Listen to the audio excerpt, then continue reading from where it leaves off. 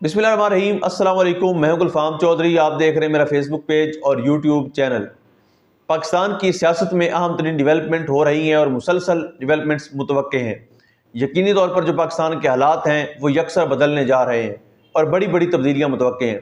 इस हवाले से हमारे साथ मौजूद है सिद्दीक जान साहब। उनसे जानते हैं क्या डेवलपमेंट हुई हैं, पहले उनकी बात सुनते हैं फिर उस पर बात करते हैं। आगाज़ हुआ है और कन्फ्यूजन ये है कि सुप्रीम कोर्ट की वेबसाइट पर एक नोटिस जो है वो अपलोड किया गया है और जिसको उन्वान दिया गया है डीलिस्टिंग नोटिस। और उस डीलिस्टिंग नोटिस के मुताबिक जो जस्टिस सैयद मंसूर अली शाह साहब और जस्टिस अकील अब्बासी साहब के पास कल सुबह बुध के दिन यानी 22 जनवरी को कल जो समाअत होना है जो तौहीन अदालत केस की, उस तौहीन अदालत केस की समाअत को डीलिस्ट कर दिया गया है, यानी मौखर कर दिया गया है, मनसूख कर दिया गया है। ये बहुत इंपॉर्टेंट है। देखिए, मैं कन्फ्यूजन इसको क्यों कह रहा हूँ? कन्फ्यूजन इसलिए कह रहा हूँ कि पहले एक कॉज लिस्ट जारी होती है और उस केस कॉज लिस्ट में कल के लिए ये केस समाअत के लिए मुकर्रर कर दिया जाता है, क्योंकि तरीकाकार ये होता है कि हर जुमे को एक फाइनल कॉज लिस्ट आती है जो पूरे हफ्ते के लिए होती है और उसके बाद अगर कोई तब्दीली होती है कॉज लिस्ट में तो फिर वो आगाह कर दिया जाता है। कोई केस समाअत उसकी मनसूख हो जाती है तो डीलिस्ट होता है तो उसकी एक नोटिस उसका एक जारी हो जाता है, या कोई नए केसेस लगते हैं तो उनकी सप्लीमेंट्री कॉज लिस्ट आ जाती है। अब सप्लीमेंट्री कॉज लिस्ट जैसे सोमवार वाले दिन सप्लीमेंट्री कॉज लिस्ट आई थी कि ये जो कंटेम्प्ट केस है इसकी जो समाअत है वो मंगल को होगी, सोमवार को एक कॉज लिस्ट आई। अब मंगल को आज एक कॉज लिस्ट आती है जिसमें कहा जाता है कि कल बुध को सुबह 9:30 बजे इस तौहीन अदालत केस की समाअत होगी। लेकिन कुछ देर बाद एक और कॉज लिस्ट अपलोड होती है और लेकिन उसको उन्वान दिया जाता है डीलिस्टिंग नोटिस, और मैंने ट्विटर पे वो तस्वीरें लगाई हैं, साथ मैंने सुप्रीम कोर्ट का जो डीलिस्टिंग नोटिस किस तरह का होता है वो भी लगाया है। अब कंफ्यूजन ये है कि उन्वान उसको दिया गया है डीलिस्टिंग नोटिस और जब आप उसको क्लिक करते हैं, ओपन करते हैं तो खुलती है कॉज लिस्ट।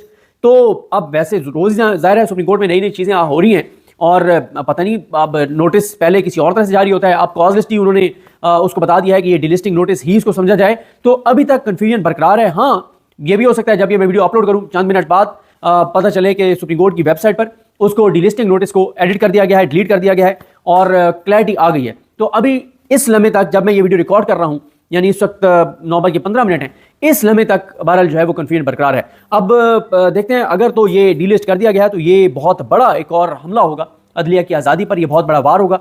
और साथ ही ये भी देखना है कि अगर ये डीलिस्ट होता है तो कल फिर सुबह मंसूर अली शाह साहब किन ऑप्शंस को अवेल करते हैं, ये बड़ी इंपॉर्टेंट चीज़ है। अब दो चीज़ें और बात करनी है। एक तो मैंने हसनात मलिक साहब के एनालिसिस हैं कुछ याहिया अफरीदी साहब के बारे में, उसको मैं ज़रूर हाईलाइट करना चाहता हूँ कि उन्होंने क्या कहा है, क्योंकि मैं ये समझता हूँ कि इंपॉर्टेंट पॉइंट्स हैं और इसको हाईलाइट करना चाहिए सोशल मीडिया पर।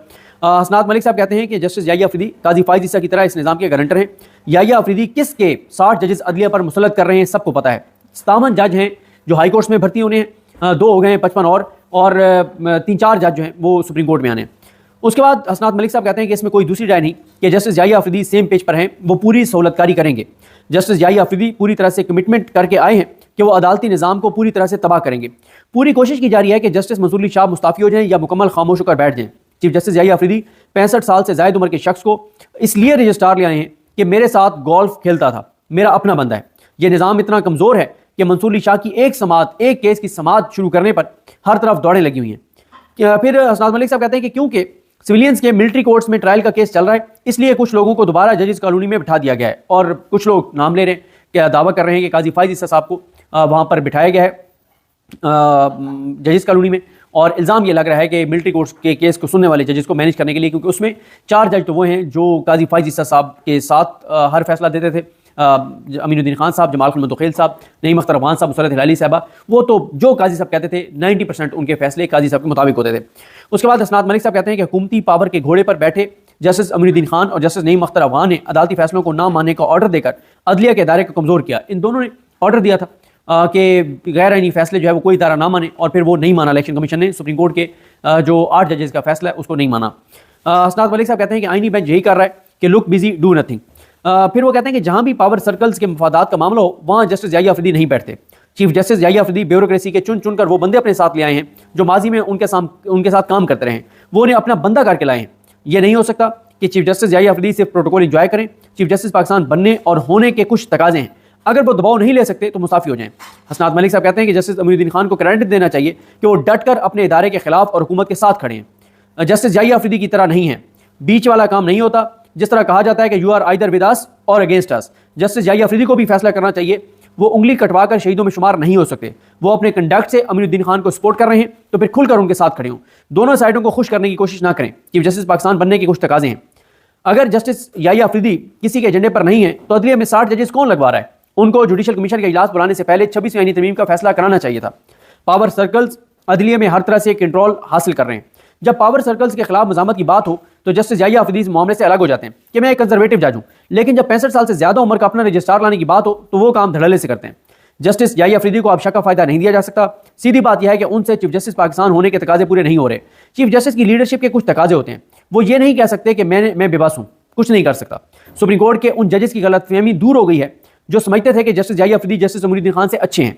चीफ जस्टिस याहिया अफरीदी ने टी रूम से न्यूज़ चैनल से हटवाकर स्पोर्ट्स चैनल लगवा दिया है ताकि जजेस स्टिकर देकर असर ना लें।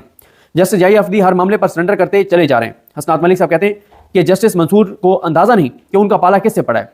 जो यानी याहिया अफरीदी साहब जो 26वीं आईनी तरमीम के बेनिफिशियरी हैं, वो क्यों चाहेंगे कि ये तरमीम कलअदम हो? पाकिस्तान में कोई सरकारी इदारा 65 साल की उम्र से जायद के किसी शख्स को भर्ती नहीं कर सकता, लेकिन जस्टिस याहिया अफरीदी 65 साल से ज्यादा उम्र के शख्स को रजिस्ट्रार ले आए हैं सिर्फ इसलिए कि मेरे साथ गोल्फ खेलता था। अपना बंदा है। 19वें ग्रेड वाले को डीजी प्लानिंग की 21वीं ग्रेड की पोस्ट भी दे दी। प्लानिंग हो रही है कि वॉशरूम्स को कहाँ शिफ्ट करना है, सीढ़ियों को किधर लेकर जाना है, ये प्लानिंग हो रही है। जो चीफ जस्टिस अपनी अदालत के फैसलों पर अमल दरामद नहीं करा सकता, अपने जजेस का साथ नहीं दे सकता, उसे घर चले जाना चाहिए। वो हॉर्स राइडिंग ही करे। अगर मैंने पहले ट्रेनिंग कहीं कह दिया तो गलती से कहा होगा हॉर्स राइडिंग, क्योंकि ये सब के बारे में है कि वो हॉर्स राइडिंग बहुत अच्छी करते हैं और बहुत शौकीन है। तो वो हसनात मलिक साहब कहते हैं कि वो अगर और कोई काम नहीं कर सकते तो वो जाएं हॉर्स राइडिंग करें, चाहे घोड़ा बेंच नंबर 1 में बांध दें। ये बात भी ठीक की उन्होंने। फिर हसनात मलिक साहब कहते हैं कि चीफ जस्टिस याहिया अफरीदी इस वक्त एक ताकतवर घोड़े पर बैठे, लेकिन अवाम में जाकर पूछें कि आपकी हैसियत क्या है। जस्टिस याहिया अफरीदी को अपने दायरे के नहीं किसी और के मफाद की फिक्र है। हमारी सुप्रीम कोर्ट में इस वक्त एशिया का सबसे बड़ा जज जस्टिस अमीरुद्दीन खान बैठा है। तंजिया कह रहे हैं, वो कहते हैं कि लगता है सुप्रीम कोर्ट में आखिर में जैक ब्रांच ही बैठ जाएगी। ये जो GHQ का जो लीगल साइड को देखने वाला जो डिपार्टमेंट है, महकमा ब्रांच है, उसको तो हसनात मलिक साहब कहते हैं कि आखिर में हो सकता है वही ब्रांच आके सुप्रीम कोर्ट में बैठ जाए जो इस वक्त याहिया अफरीदी साहब कर रहे हैं। साथ ही जिक्र करते हैं 3 जजेस ने खत लिखा है 20 जनवरी को अमीरुद्दीन खान साहब को और याहिया अफरीदी साहब को, मंसूर शाह साहब, अकील अब्बासी साहब और आयशा मलिक साहब बने। और उन्होंने कहा कि डेयर सर, केस का उन्होंने नंबर लिखा है कि जो वफाक पाकिस्तान बनाम दीवान मोटर्स और दीगर मुकदमात जो इस बेंच के सामने जो मंसूर शाह साहब, आयशा मलिक साहब और इरफान सादत खान साहब की सरबराही में बेंच के रूबरू 13 जनवरी को यह केस समाअत के लिए मुकर्रर था। बेंच ने इस मुकदमे को सुना और एक अहम नुकता जो अदालत के रूबरू था वो ये कि क्या रेगुलर बेंचेस को ऐसे मुकदमात की समाअत के हवाले से दायर इख्तियार हासिल है या नहीं। इस हवाले से बेंच की जानिब से जारी किया गया ऑर्डर भी उन्होंने वहां पर रिप्रोड्यूस किया। खत में लिखा गया जजेस की जानिब से कि 16 जनवरी को इस बेंच की तश्कील 9 कर दी गई और बेंच में एक मेंबर जस्टिस अकील अब्बासी को शामिल किया गया, जिन्होंने बतौर जज सिंध हाई कोर्ट इस केस में फैसला सुनाया था और वो इस केस की समाअत नहीं कर सकते थे। इसलिए हमने हुक्म जारी किया कि इस केस को दोबारा 20 जनवरी को दिन 1 बजे साबका बेंच के रूबरू समाअत के लिए मुकर्रर किया जाए। उस ऑर्डर को भी इन्होंने इस खत का हिस्सा बनाया। उसके बाद वो कहते हैं कि आज हमें, ये क्योंकि 20 को उन्होंने लेटर लिखा था, वो कहते हैं आज हमें बताया गया कि मुकदमात के एक मजमुआ है जो इस बेंच के सामने समाअत के लिए मुकर्रर थे, उनको अब नहीं लगाया गया। और हमें यह भी बताया गया कि इस मामले को प्रैक्टिस एंड प्रोसीजर एक्ट के तहत कायम करदा कमेटी ने 17 जनवरी को दिन 12 बजे टेकअप किया। जी बिल्कुल, जिस तरह से आपने सिद्दीक जान साहब को सुना कि आइंदा आने वाला जो हफ्ता है, ये चंद दिन है, ये पाकिस्तान की सियासत में कितने अहम है और इसमें जो पाकिस्तान की सियासत है उसमें कितनी बड़ी तब्दीलियाँ मुतवक्के हैं। अल्लाह पाक वतन अजीज़ का हामी व नासिर हो। पाकिस्तान जिंदाबाद।